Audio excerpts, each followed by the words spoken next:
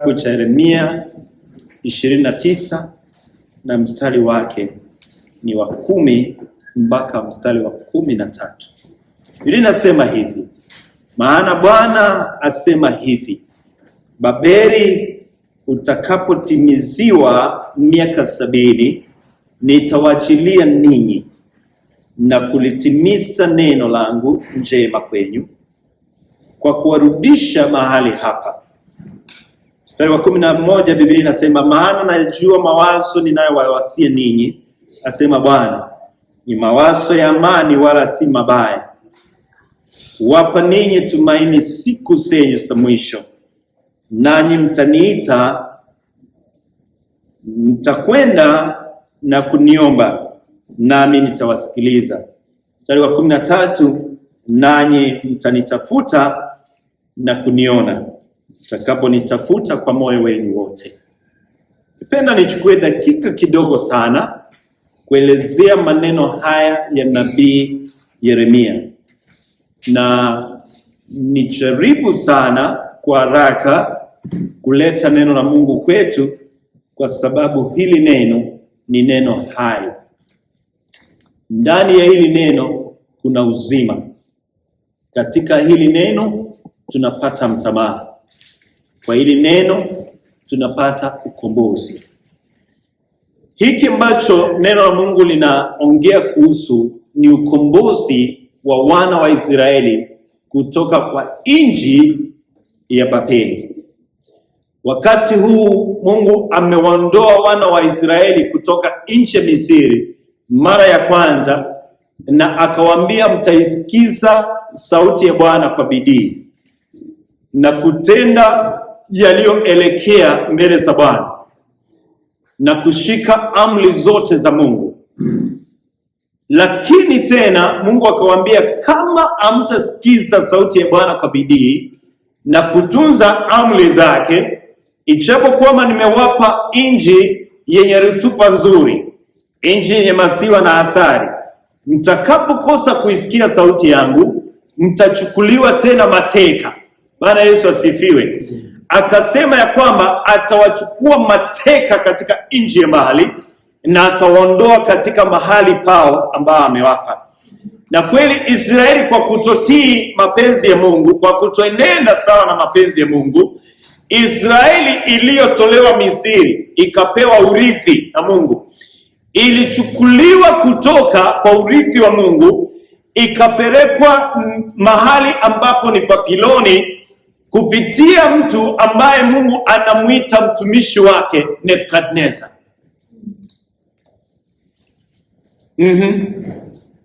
Mungu anamuita mtu anayeteza wana wa Israeli, ambaye ni wana wa Israeli. Mungu anapowatoa katika nchi ya Misri anasema, Israeli ni mwanangu mpendwa, ni mzaliwa wangu wa kwanza. Anatumia mtu mwingine tofauti ambaye anaitwa Nebukadnezar kwa mzaliwa wake wa kwanza ambaye ni mwanae Israeli. Analeta mtu ambaye anaitwa Nebukadnezar ambaye Mungu mwenyewe anasema ni mtumishi wangu. Anamchukua Israeli kwa sababu ameasi mbele za Mungu, amefanya mambo ambayo hayakuelekea mbele za Mungu, ametenda dhambi, ameasi sheria za Bwana, ametembea mbali na Mungu, ametoa sadaka na kafara kwa miungu mingine. Mungu alipokasirika na Israeli akawapeleka katika nchi ya utumwa, na mahali pale Mungu akawaambia, chengeni nyumba, nunueni mashamba, watoto wenyu wakaoe, na nyinyi mkapeane watoto wenyu waolewe, katika nchi ya utumwa Babiloni.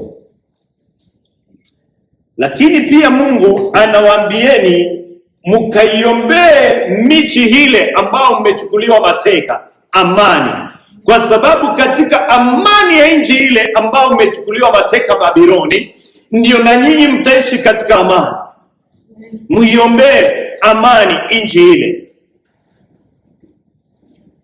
Lakini wakati ulipoendelea na kuendelea, watu wa Mungu hao wakaanza kumlilia Mungu, vile Mungu alivyo mwingi wa huruma, akatuma mtumishi wake nabii Yeremia. Hapa ndipo Yeremia anaanza kutabiri kwa kanisa la Mungu, kwa watu wa Mungu Israeli, na haya maneno yako kwa ajili yetu. Kwa Biblia inasema kila ndiko lenye pumzi ya Mungu lafaa kwa mafundisho, lafaa kwa kuwaonya, lafaa kwa kuwarekebisha watu wa Mungu, ili watu wa Mungu wawe wamekamilika. So neno hili ambalo limetukujia kwetu ni kwa ajili yetu. So Mungu ananena na Israeli kupitia mtumishi wake Yeremia. Anawaambia, maana Bwana asema hivi, Babeli ambapo mmechukuliwa mateka na Nebukadneza, Babeli utakapotimisiwa miaka 70, ya kwamba Mungu amepima Israeli na akaangalia Babeli akaiwekea miaka ya kuishi kwa mwanadamu. Sababu Biblia inasema ya kwamba siku za mwanadamu ni miaka 70. Lakini sikiza, mtu wa Mungu anapoandika ya kwamba siku za mwanadamu ni miaka 70, mwingine anaandika anasema ya kwamba siku za mtu ni chache sana na zimejaa dhahabu. Siko na shida, siko na machungu, siko na kila aina ya shida. Siku zetu ni chache. Wapendwa, maadamu inaitwa siku ya leo, tutumike na Mungu, tufanye kazi ya Mungu. Biblia inasema kungali mchana, usiku ucha. Fanyeni kazi ya Mungu, kwa sababu siku za mtu ni chache, zimejaa mateso. So Babeli utakapotimisiwa miaka 70, Yesu alikuja akasema ya kwamba adui huja, shetani huja ila aibe, auwe na kuharibu. Nisikize watu wa Mungu, shetani huja aji kujenga, anakuja ili aibe, auwe, aharibu. Na siku zetu ni chache, lakini zimejaa shida, zimejaa machungu, ziko na magonjwa, tunakaa na kilio, wanawake wanapiwa nyumbani, wanaume wanatoka wanaenda wanaoa wake wa pili, watu wanapitia mateso kwa sababu siku zetu ni chache na ndani yake zimejaa na uchungu, kwa sababu shetani aji ila aibe, auwe na kuharibu. Lakini sikiza, Yesu anasema nalikuja ili wawe na uzima na kisha muwe nao tele. Wapendwa, wewe na maisha yako yamepitia hali hii ya siku chache ambazo tumeishi, na zimekuwa na shida, taabu, machuto, kukasirika, lakini Yesu anasema nalikuja ili wawe na uzima kisha wawe nao. So Babeli utakapotimisiwa miaka 70, anasema nitawajilia ninyi na kulitimiza neno langu njema kwenu, wa kuwarudisha mahali hapa. Kwa njia nyingine, ijapokuwa siku za mwanadamu ni chache, ni miaka 70, itakapotimisiwa Babeli miaka 70, nitakuja niwarudishe mahali pangu, na mahali pangu utakuwa na utele wa maisha, kwa sababu Yesu alikuja ili tuwe na uzima kisha tuwe na utele. Nasema mstari wa 11, maana nayajua mawazo ninayowasia ninyi, asema Bwana. Si mawazo mabaya, ni mawazo, asema Bwana, ni mawazo ya amani wala si ya mabaya, kuwapa ninyi tumaini siku zenyu za mwisho. Sijui ni mapito gani ambao umekuwa ukipitia, lakini nina imani na Mungu.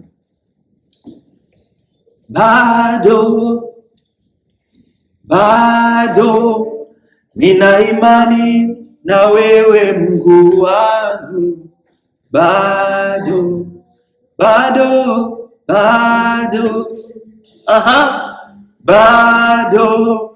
nina imani na wewe Mungu wangu. Achachelewa. Nina imani na yeye Mungu. Achachelewa. Bado nina imani na Mungu wangu. Bado. Bwana Yesu asifiwe.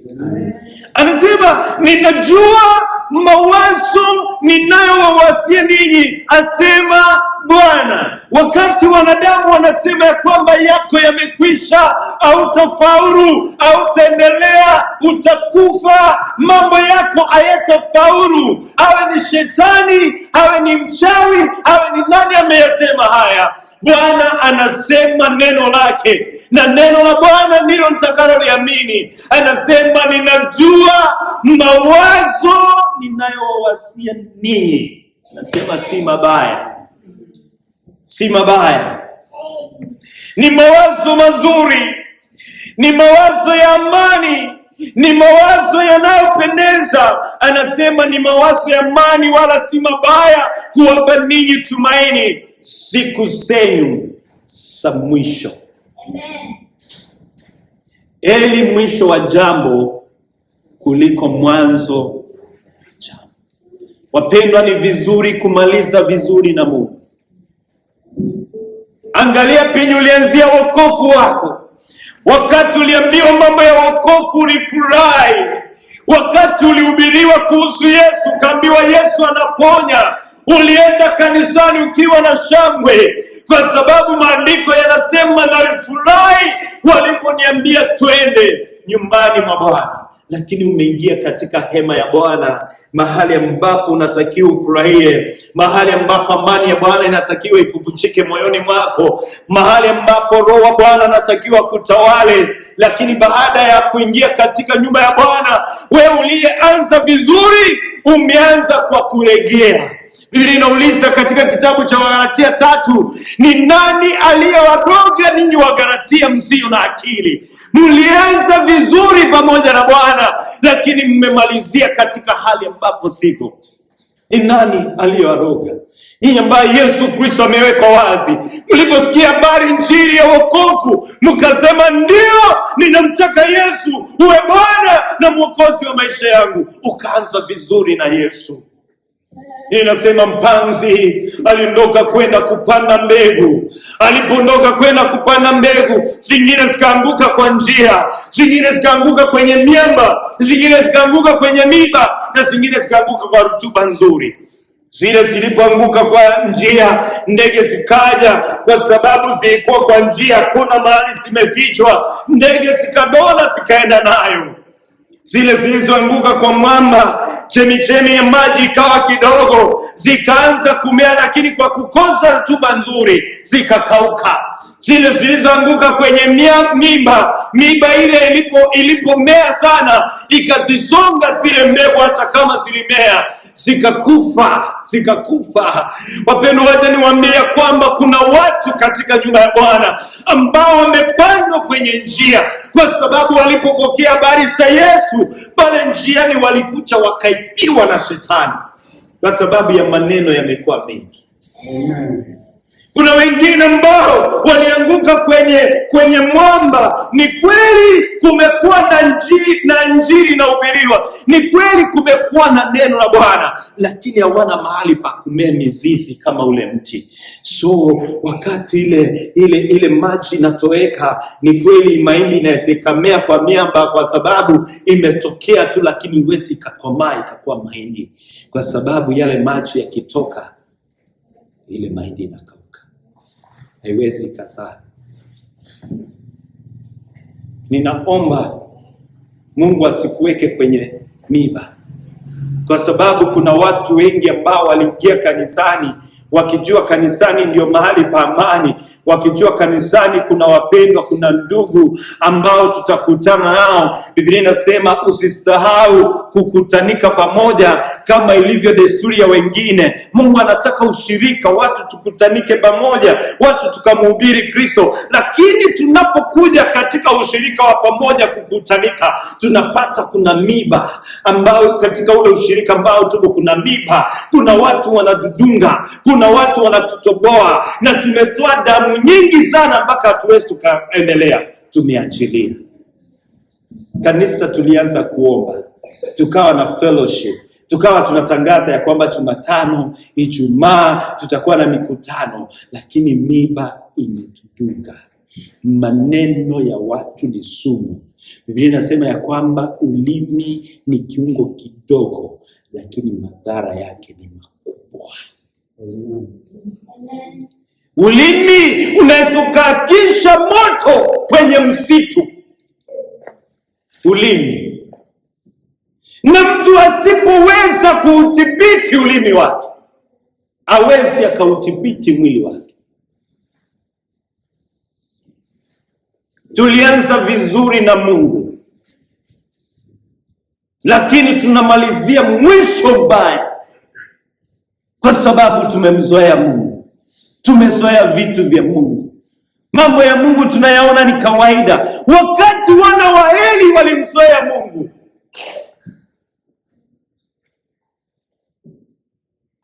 Walianza kukula vitu vinono vya hekalu, wakaanza kulala na wanawake kwenye madhabahu, na Mungu akiwa mbinguni akakasirika. Biblia inasema ya kwamba walipoenda vitani, badala washinde katika vita, Onan na ndugu yake wakauawa katika zile vita, na sanduku la agano la Mungu likaondoka. Na kwa sababu mtumishi wa Mungu Eli alikuwa amekula vizuri, amesharehe katika kiti chake, Biblia inasema ya kwamba alianguka wakati amesikia watoto wake wameuawa katika vita na sanduku la agano limeenda. The presence of God was no longer there. Akaanguka kutoka kwa kiti chake, akafunjika shingo. Sikize mtu wa Mungu, hapo mke wa mmoja wao alikuwa anajifungua. Alipojifungua mtoto, badala ya utukufu wa Mungu uwepo, badala ya uwepo wa Mungu uwepo katika Israeli, na sanduku la Bwana limeenda, sanduku la agano linalobeba agano ya Bwana, linapobeba uwepo wa Bwana. Alipojifungua yule mtoto, akasema ataitwa utukufu wa Bwana, akasema ataitwa Ikabod, kwa sababu uwepo wa Bwana haupo tena katika Israeli. Kanisa, tunaweza tukakuwa na vizuri hivi vyote, lakini bila ya uwepo wa Bwana hatuendi mahali. Bila ya uwepo wa Bwana hatutasonga mbele. Bila ya uwepo wa Bwana hatutakuwa kanisa lenye nguvu. Bila ya uwepo wa Bwana uasherati utakuwa kwa kanisa. Bila ya uwepo wa Bwana tutanungunika. Bila ya uwepo wa Bwana hatutapata kibali cha Bwana, hatutabarikiwa. Amen. Uwepo wako Bwana uwe nami, uwepo wako Bwana uwe nami, uwepo wako Bwana uwe nami. Imba, uwepo wa Bwana, uwepo wako Bwana uwe nami, Wapendwa, kwenye uwepo wa Bwana ndipo tunaweza kumkaribia Bwana na kuutafuta uso wa Bwana na kumwomba Bwana. Mstari wa 12 nasema, nanyi mtaniita, mtakwenda na kuniomba, nami nitawasikilisha. Biblia inasema katika kitabu cha Mathayo ya kwamba ombeni nanyi mtapewa. Ndipo kwenye uwepo huu wa Bwana ndipo mtakaponiita, nami nitawasikilisha. Wakati tunamwomba Bwana kwenye uwepo wake, anapatikana. Ndio maana mtumishi wa Mungu Musa anaandika katika kitabu cha Kutoka 33, anasema, Bwana usipoenda pamoja nasi, usituruhusu tuondoke mahali hapa, kwa sababu watajuaje ya kwamba sisi tu watu wako usipoenda pamoja nasi. Wapendwa, ninahitaji, kama kuna kitu ambayo nalilia Mungu, ya kwamba uwepo wa Bwana uonekana mkeni hii, ya kwamba uwepo wa Bwana uonekane kwa kanisa lake, ya kwamba uwepo wa Bwana uongoze watu wa Mungu, ya kwamba uwepo huu wa Bwana ujaze familia zetu, boma zetu, kuwe na madhabahu hata kwa nyumba zetu.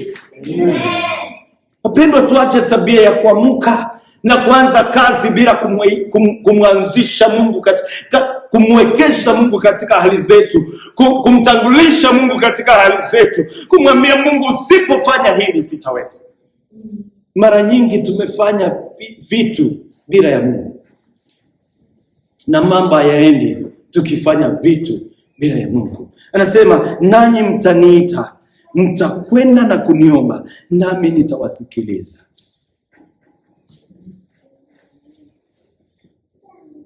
Bwana Yesu asifiwe. Anasema, nanyi mtanitafuta na kuniona, mtakaponitafuta kwa moyo. Pendwa, bila kumtafuta Bwana kwa moyo wetu wote, hatutamwona Bwana. Mathayo 5 mstari wa 8 tumesoma asubuhi. Heri wenye moyo safi, heri wenye moyo safi, heri Baba yangu wenye moyo safi, maana hao ndio watamwona Bwana, maana hao ndio watamwona Mungu. Mbinguni hatuendi kwa kuimba vizuri,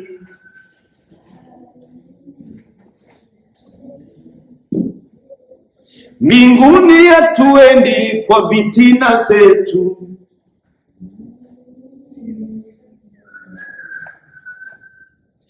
heri wenye moyo safi, maana hao ndio watamwona Bwana. Wapendwa, moyo safi, moyo safi, moyo safi, moyo safi, moyo safi, moyo safi. Watu tuna mioyo michafu, watu tumebeba juki, watu tumebebana kwa mioyo. Hapa kanisani, kama kweli tunaweza tukaambiana ukweli, hatupendani. Hatupendani. Hapa kanisani tuachukiana, tuenendana vibaya. Hapa kanisani ukipata nafasi ya kumpiga mtu unaweza kumpiga, lakini bado tudanganya mbele za Mungu ya kwamba tumekamilika. Tudanganya mbele za Mungu ya kwamba tuko sawa na yeye. Ushirika wetu Mungu hayupo. Kanisa hili, ushirika huu Mungu hayupo. Ni sisi tumekuja kujionyesha. Pendo, tunarudi mioyo yetu, tuanze upya na Mungu.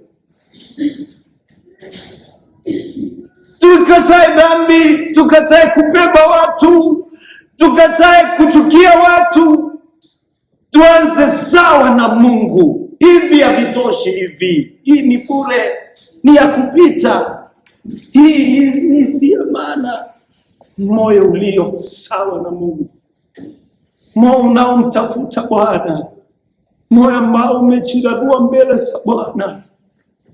Yoeli anaandika akisema, rarueni mioyo yenu, rarueni mioyo yenu. Inasema nani ajuae kama Mungu ataghairi? Wakati tunararua mioyo yetu mbele za Bwana, atuachie baraka badala ya laana, atuinulie baraka badala ya laana. Pendo, mgeukie mtu. Lise, kwa nini uko mbele za Bwana? Unatafuta nini kwenye uwepo?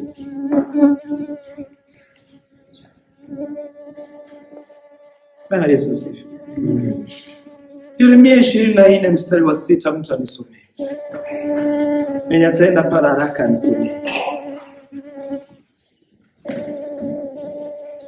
Kwa maana kuna mtu amefika mahali pale, kwa maana nitawatulizia macho yangu wapate mema.